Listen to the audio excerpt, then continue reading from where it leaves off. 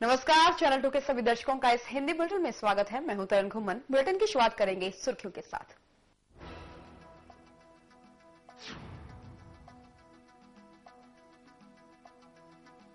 JBT शिक्षक भर्ती घोटाले में दिल्ली की एक अदालत ने सुनाया अहम फैसला। हरियाणा के पूर्व मुख्यमंत्री ओम प्रकाश चौटाला और उनके बेटे अजय चौटाला को दी 10-10 साल के कारावास की सजा।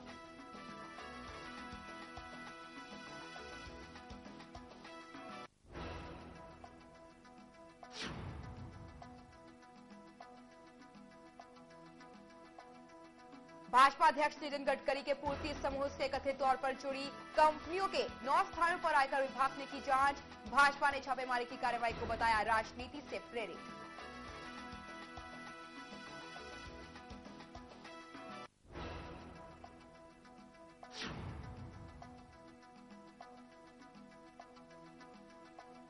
और तेलंगाना मुद्दे पर आंध्र प्रदेश के तेलंगाना विरोधी कांग्रेस नेताओं ने प्रधानमंत्री से की मुलाकात। तेलंगाना को अलग राज्य बनाने की बजाय उसे विशेष पैकेज देने का दिया सुझाव।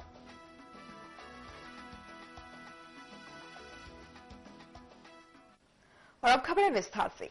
एक अहम घटनाक्रम में दिल्ली की एक अदालत ने हरियाणा के पूर्व मुख्यमंत्री ओम प्रकाश चौटाला और उनके बेटे अजय चौटाला को भ्रष्टाचार के एक मामले में 10-10 साल के कारावास की सजा सुनाई है।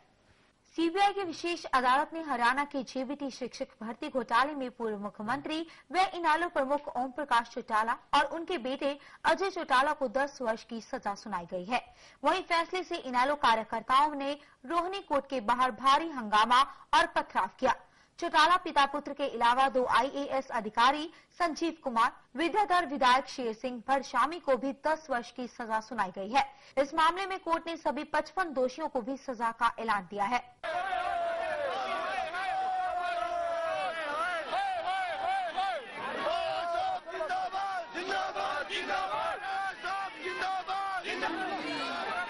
ओम प्रकाश चौटाला को 13(2) रेड विद 13(1)(d) जिसमें 7 साल की सजा दी है और 120(b) रेड विद 467 में 10 साल की सजा दी है।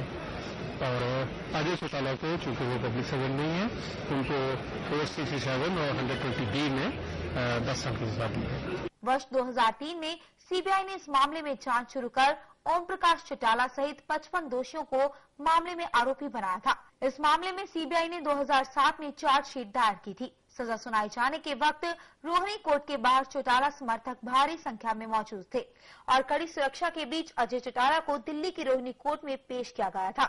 लेकिन ओम प्रकाश चौटाला को जेबी पंत अस्पताल में भर्ती होने के चलते कोर्ट में पेश नहीं किया जा सका। इससे पहले ही चौटाला समर्थकों ने रोहिणी कोर्ट के बाहर जमकर हंगामा किया। पुलिस को उन्हें हटाने के लिए आंसू गैस के गोले तक छोड़ने पड़े और हल्का लाठी चार्ज भी करना पड़ा। इसमें एक पुलिसकर्मी और एक समर्थक को चोट आई थी। वहीं इस फैसले के साथ ही चौटाला की राजनीतिक भविष्य का भी फैसला हो गया।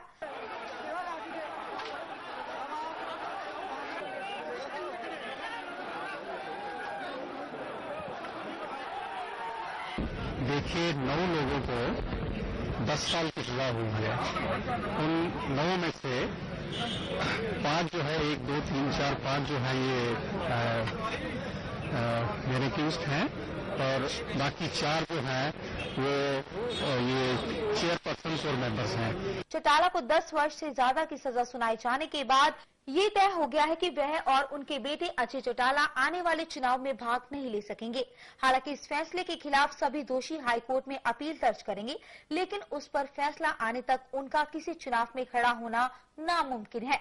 हालांकि चौटाला की तरफ से उनकी उम्र को देखते हुए सजा में रियायत बरतने की बात कही गई थी, लेकिन अदालत ने उनकी कोई दलील नहीं मानी। इस मामले में दोषी सभी लोगों पर 1999-2000 में हरियाणा के 18 जिलों में हुई 3206 जेबीटी अध्यापकों की भर्ती में मानदंडों को ताक पर रखकर मनचाहे अभ्यर्थियों की भर्ती करने का आरोप था। सीबीआई ने 2004 में मुख्यमंत्री चौटाला सहित 62 आरोपियों के खिलाफ मामला दर्ज किया था, मगर सुनवाई के दौरान 6 आरोपियों की मौत हो गई थी, जबकि 1 आरोप मुक्त हो गया था। 10 लोगों को 10 साल की सजा है, जिसमें 9 लोगों को 10 साल की सजा है, जिसमें 7 साल 2 लोगों को पीसी एक्ट में है, बाकी कंस्पिरेसी और 467 में है और पुष्पमल वर्मा एक वन ऑफ टीचर्स, उसको 5 साल की है और बाकी जितने भी हैं उन सबको 4 साल की है। वहीं चौटाला के वकील ने कहा है कि वो इस फैसले के खिलाफ हाई कोर्ट में अपील करेंगे। देखिए भाई, जजमेंट ये गलत जजमेंट है, हम लोग इसको चैलेंज करेंगे। माननीय दिल्ली उच्च न्यायालय में इसके खिलाफ अपील दायर करी जाएगी। चैनल 2 के लिए दिल्ली से ब्यूरो रिपोर्ट। हरियाणा जनहित कांग्रेस के प्रमुख कुलदीप बिश्नोई ने आईएनएलडी सुप्रीमो ओम प्रकाश चौटाला और उनके बेटे अजय सिंह चौटाला को 10-10 साल की सजा सुनाने के दिल्ली कोर्ट के फैसले का स्वागत किया है। एचजेसी प्रमुख कुलदीप बिश्नोई के मुताबिक कोर्ट ने साबित कर दिया है कि भ्रष्टाचार करने और कानून को हल्के में लेने वाले छोटे नौकरशाह से लेकर बड़े नेता तक को जेल की सजा दी जा सकती है।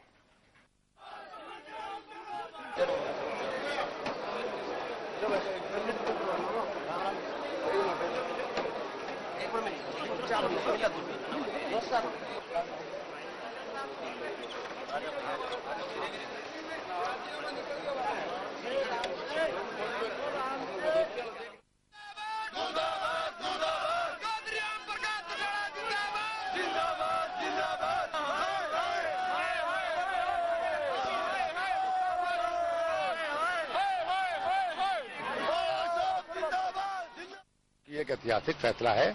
इस फैसले ने 2 बातें साबित की हैं। एक ये कि कानून की नजर में सब बराबर हैं, चाहे वो पॉलिटिक्स कितना बड़ा आदमी हो, कितना छोटा आदमी हो, जो एक बहुत सराहनीय बात है। और दूसरा, अब कोई भी नेता, भ्रष्ट नेता या भ्रष्ट अफसर अब भ्रष्टाचार करने से पहले 1000 बार सोचेगा कि भाई इतने बड़े राजनीतिक घराने को अगर 10 साल की सजा मिलती हो तो आपका क्या असर हो सकता है। तो ये एक बहुत ऐतिहासिक फैसला है। चैनल 2 के लिए ब्यूरो रिपोर्ट। वहीं हरियाणा के पूर्व मुख्यमंत्री ओम प्रकाश चौटाला को 10 साल की जेल की सजा मिलने पर प्रतिक्रिया देते हुए बीजेपी के वरिष्ठ नेता बलबीर पुंछ ने कहा है कि राजनेताओं और नौकरशाहों को कानून के भीतर अपने क्रियाकलापों को सीमित कर लेना चाहिए।